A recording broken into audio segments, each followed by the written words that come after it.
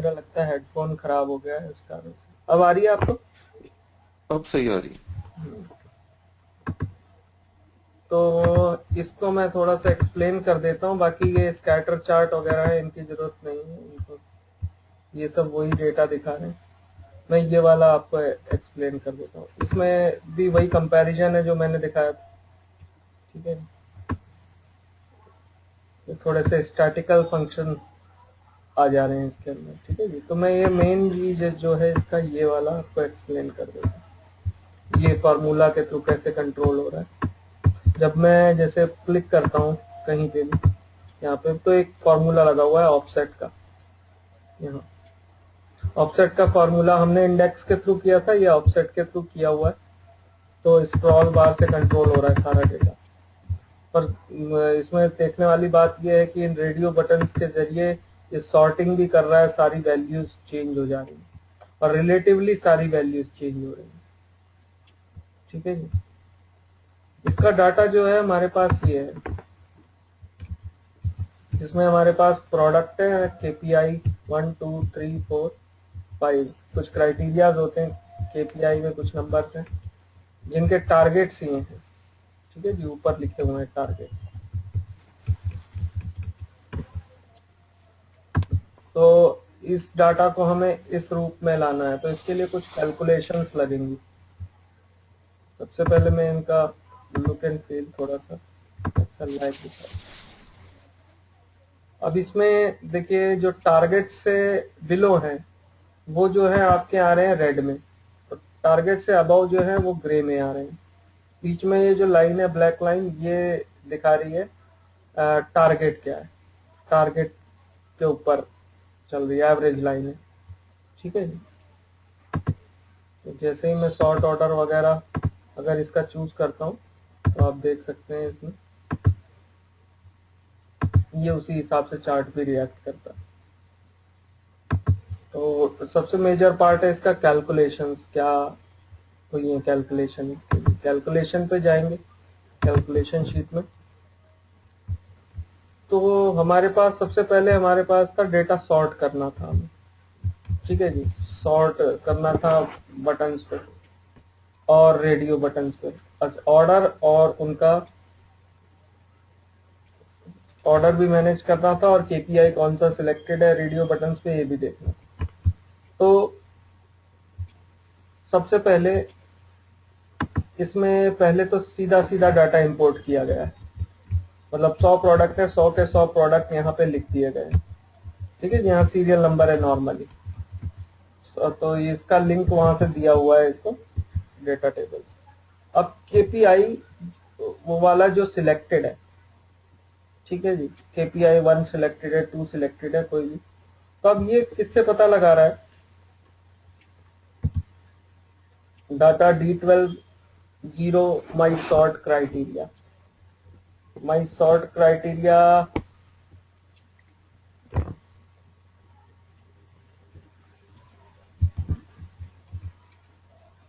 माई sort criteria actually में एक name defined है जो कि ये है आपका कि सॉर्ट बाय कौन सा केपीआई सॉर्ट हो रहा है, 1 हो रहा है, 2 हो रहा है।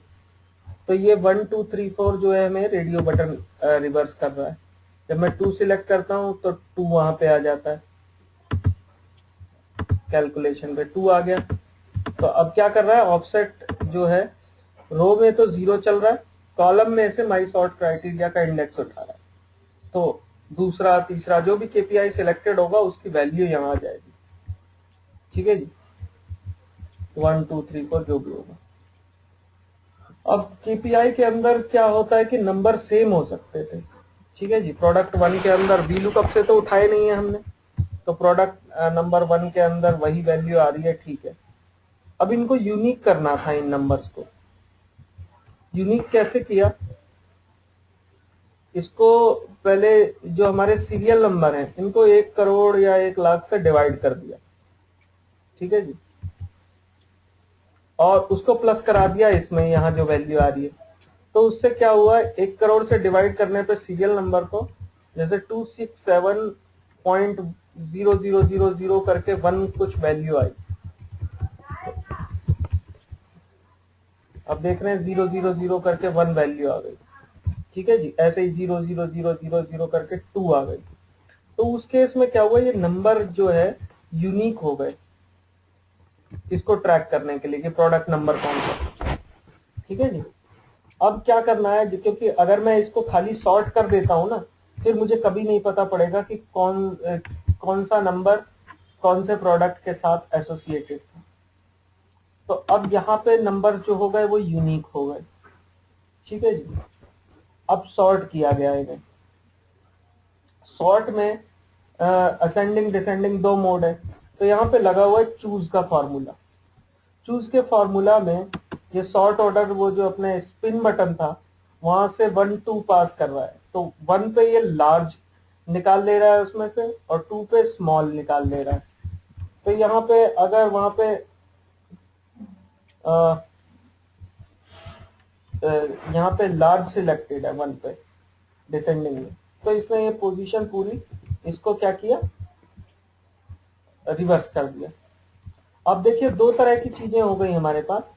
यहाँ पे हमारे पास यूनिक वैल्यू है जो ठीक उसी प्रोडक्ट के सामने है, और यहाँ इसी की जो है सॉर्टेड वैल्यू है, यूनिक करके हमने सॉर्ट कर लिया। तो अब इसमें जो भी नंबर इस लिस्ट में मान लीजिए 476 है, 476.00 कुछ भी है, उसको मैं इस यूनिक लिस्ट में फाइंड कर सकता हूँ और उसके सामने वाला प्रोडक्ट उठा सकता हूँ, प्रोडक्ट नेम उठा सकता हूँ।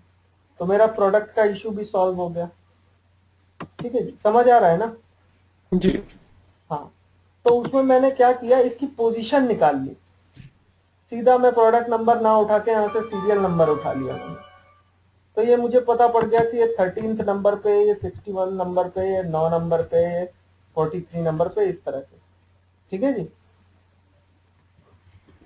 तो ये बेस्ट मेरे ख्याल से आइडिया था इसके लिए कि पोजीशन और हमें सॉर्टेड वैल्यू पता पड़ गई, ठीक है जी।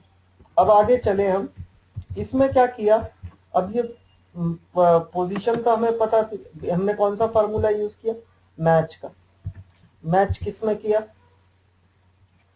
इस यूनिक वाले में। तो यूनिक वाले ने क्या किया, इसका मैच क्या कर देता है, इंडेक्स नंबर रिटर्न करता है। तो इंडेक्स नंबर रिटर्न किया।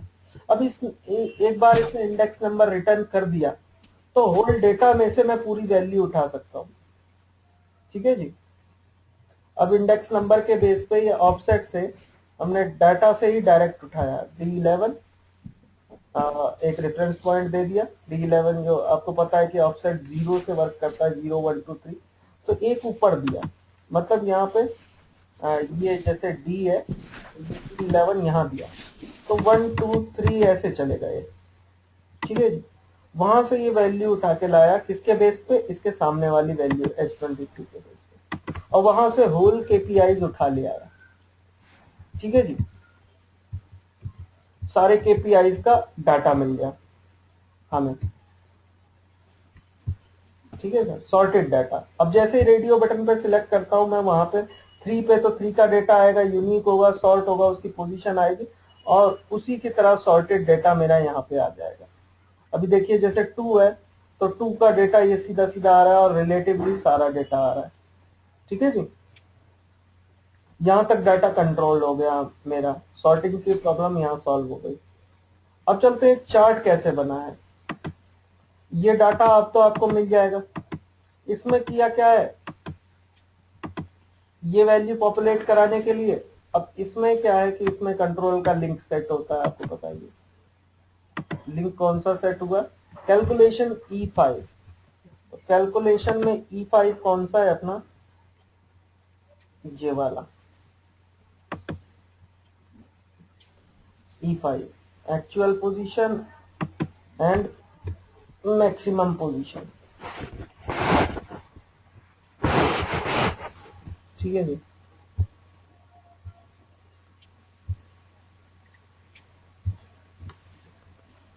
तब देखिए इन्होंने किया कैसे है, आगे आगे क्या हुआ है इसके अंदर।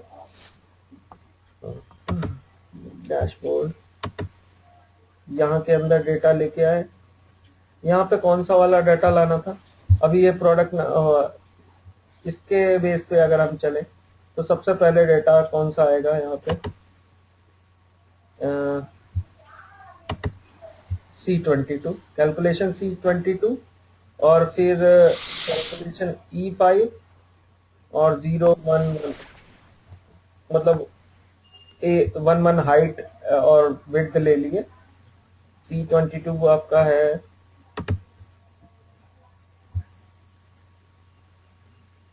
C22, यहाँ से रेफरेंस शुरू हुआ है और फिर यहाँ से डेटा उठाने लगा है वो।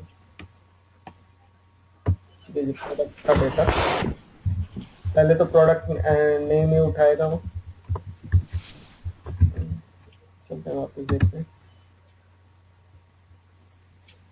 तो इसमें इसने सिंपली सीरियल नंबर उठाए हैं। ठीक है जी, वो अटैच है इस पे, इससे सीरियल नंबर उठाए हैं। इसकी पोजीशन जो है वहां से वो इंक्रीज करता है। ठीक है जी, वहां से पोजीशन इंक्रीज होती है। जैसे अभी ये 18 पे आ गया, तो कौन से पे था, E5 पे।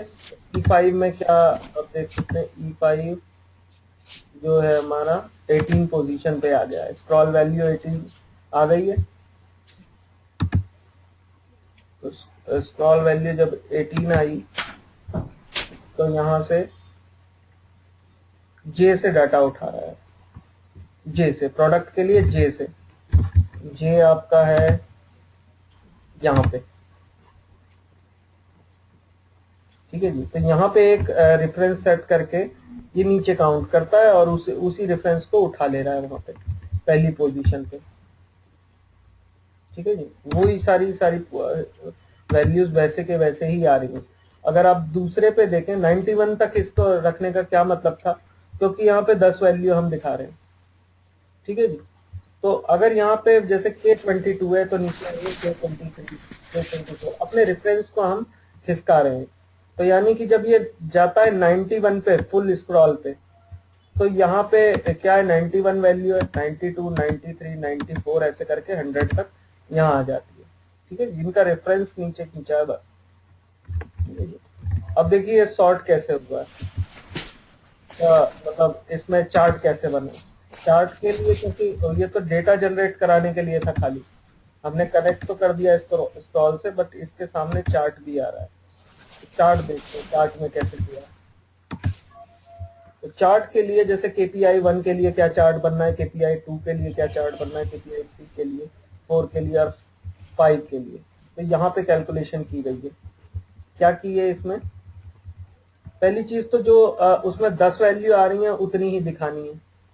ठीक है जी, तो ब्लैक के पार्ट में हमने देखा है कि डैशबोर्ड E8 अगर ग्रेटर देन इक्वल है डेटा E9 के, E9 क्या है, टारगेट से। अगर टारगेट से जो है डैशबोर्ड, टारगेट से डेटा बड़ा है, टारगेट से अगर डेटा बड़ा है तो वो ब्लैक में डलवा रखा है। बाकी में क्या दे रहा है, वो एरर हमने जनरेट कराई है।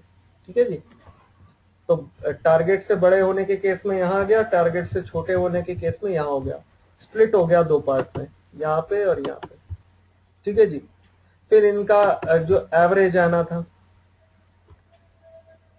एवरेज K23 और के कहाँ है, हाँ, इस पूरे का KPI का एवरेज हो गया, इसका पूरे का एवरेज यहाँ पे निकाला।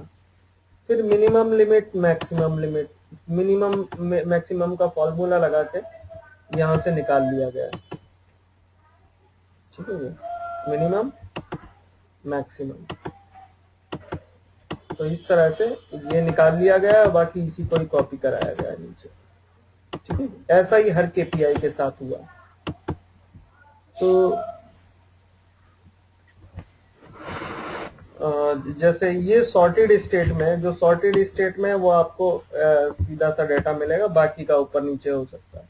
तो इन पे बनाए गए हैं चार्ट्स, इन्हीं 5 वैल्यूज के ऊपर। ठीक है जी, तो इस पे हमने मान लीजिए बार चार्ट लगाए हुए हैं,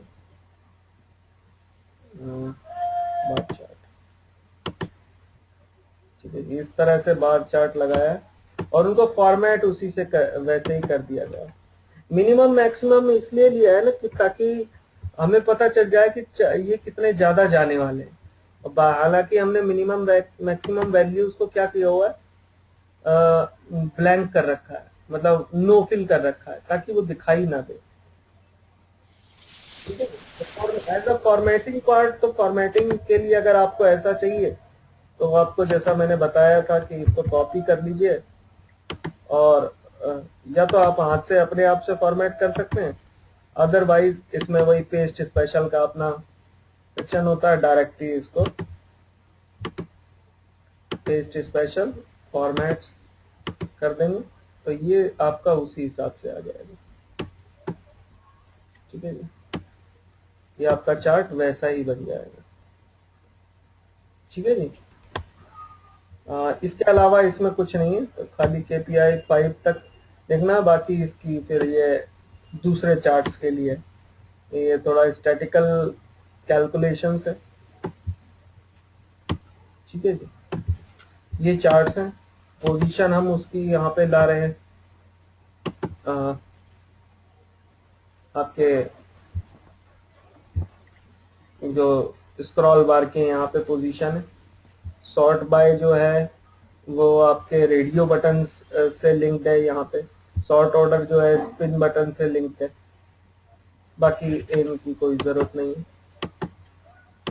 ठीक है, ये हैं वैसे ही औरों के लिए, जैसे अपना नीचे जो आपके ये दिए हुए हैं उनके लिए। ठीक है जी, बाकी इसके अंदर क्या है कि एक और चीज है, कंडीशनल फॉर्मेटिंग, क्योंकि ये ग्रे भी कर रहा है ना, तो ग्रे कैसे कर रहा है, ये सिलेक्टेड है, इसको कैसे पता लग रहा है कि यही एरिया सिलेक्टेड है। ठीक है जी, ऐसे ही यहाँ पे कई जगह सही से काम नहीं कर रहा, पर बेसिक आइडिया क्या है इसका कि इन्होंने इधर सेल में ना हाइड करके वैल्यू लगा रखी है, जैसे KPI 1 पे 1, KPI 2 पे 2, ऐसे यहाँ पे इस सेल में। अब यहाँ वैल्यू क्यों नहीं दिखाई दे रही है, क्योंकि कस्टम फॉर्मेट में इन्होंने 3 सेमीकोलन लगाए हैं, तो अगर आप इसका कलर भी चेंज करेंगे तो ये वैल्यू आपको दिखाई नहीं देगी।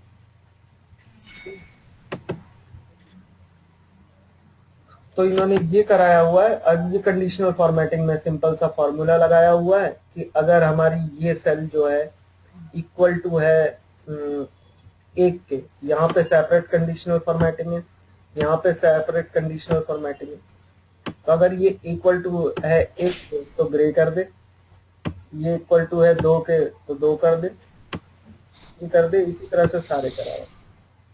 ठीक है जी, अब आप देख रहे होंगे यहाँ पे तीर का निशान आता है जब भी अभी ये दोनों पे आ रहा है, अगर ये अपने उस पे होगा तो यहाँ पे कोई निशान नहीं आएगा। बेसिकली ये फॉर्मूला है यहाँ पे, देखिए calculation E5 is greater than 1, then ये सिंबल इंसर्ट कैरेक्टर्स से ले रखा है,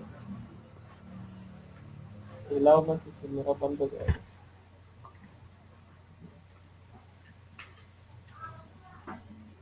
ठीक है जी, ये इंसर्ट कैरेक्टर्स कैसे करते हैं? क्या, अच्छा ये आपके कैरेक्टर होते हैं इंसर्ट में आके, ये ऑब्जेक्ट सिंबल सिंबल में, ओ अच्छा।